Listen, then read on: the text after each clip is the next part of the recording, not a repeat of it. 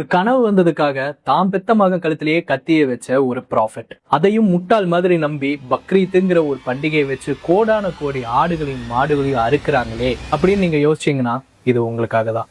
இது 100 நாள் 100 சரித்திரத்தோட டே 8. 4000 வருஷத்துக்கு முன்னாடி தன்னோட 86 வயசு வரைக்கும் ஒரு குழந்தை இல்லையேன்னு தினம் துவா பண்ற இப்ராஹிம் அலைஹிஸ்ஸலாம் அவர்களுக்கு ஒரு வரமா வந்தவர் தான் இஸ்மாயில். கண்ணுல வச்சு தாங்குறாரு தன் குழந்தைய. அவரு ஓடி ஆடி விளையாடுற வயசு வரும்போது இப்ராஹிம் அலைஹிஸ்ஸலாம் அவர்களுக்கு ஒரு குறிப்பிட்ட கனவு திரும்ப திரும்ப வருது. அந்த கனவு தான், உன்னோட மகனை பலி கொடு. ஒரு சாதாரண மனுஷனுக்கு இந்த கனவு திரும்பி திரும்பி வந்திருந்ததுன்னா பித்து பிடிச்சிருக்கும். ஆனா இப்ராஹிம் அலைஹிஸ்ஸலாம் அவர்கள் நேரா இஸ்மாயில் அவர்கள் கிட்ட போய், எனக்கு இப்படி ஒரு கனவு வருது, இத பத்தி உன்னோட கருத்து என்னன்னு கேக்குறாரு. தந்தையே, உங்களுக்கு ஈட்டப்பட்ட கட்டளையை நிறைவேற்றுங்கன்னு அந்த பச்சை குழந்தை சொல்லுது. மக்காவில இருந்து மினாவுக்கு போறாங்க. அங்கதான் இந்த வரலாற்று சரித்திரம் மிக்க ஒரு நிகழ்வு நடக்குது. பலிக்கான நாளும் வருது. பலிக்காக தன்னோட மகனை ரெடி பண்றாங்க.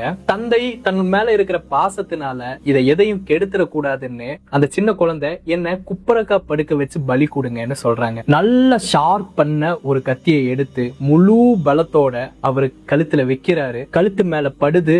ஆனா கத்தி கழுத்தை வெட்டல, ரத்தமும் வரல. என்ன நடக்குதுன்னே புரியாம ஆச்சரியத்துல நின்னுட்டு இருந்த இப்ராஹிம் அலைஹிஸ்ஸலாம் அவர்களுக்கு வானத்திலிருந்து ஒரு குரல் கேக்குது. உனக்கு ஈட்டப்பட்ட கட்டளையை நீ நிறைவேற்றி விட்டாய். உன் மகனுக்கு பதிலா இந்த ஆடை பலி கொடுன்னு ஜிப்ரீல் அலைஹிஸ்ஸலாம் சொர்க்கத்திலிருந்து கொண்டு வந்த அந்த பிரம்மாண்டமான ஆடை குர்பான் கொடுக்கறாங்க. இதுல இவரு தன்னோட குழந்தைய பலி கொடுக்கறாரா இல்ல ஆட்டை பலி கொடுத்தாராங்கிறது இங்க விஷயமே கிடையாது. படைப்புகள் மேல உனக்கு பாசம் அதிகமா இல்ல படைச்சவன் மேல உனக்கு லாயாலிட்டி அதிகமானு அந்த டெஸ்ட்ல இப்ராஹிம் அலைஹிஸ்ஸலாம் அவர்கள் பாஸ் ஆகிறாரு. 4000 வருஷம் ஆச்சு. இன்னைக்கு வரைக்கும் கோடான கோடி முஸ்லிம் மக்கள் எல்லாம் குர்பான் கொடுக்கறாங்க. அவங்க மனசுல இருக்க வேண்டியது ஒரே ஒரு தாட் ப்ராசஸ் தான்.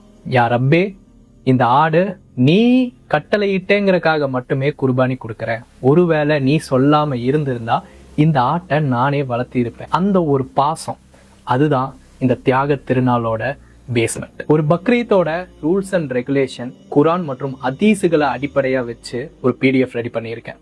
உங்களுக்கு தேவைப்பட்டதுன்னா ஃபாலோ பண்ணிட்டு கமெண்ட் பண்ணுங்க. நானே உங்களுக்கு DM பண்றேன்.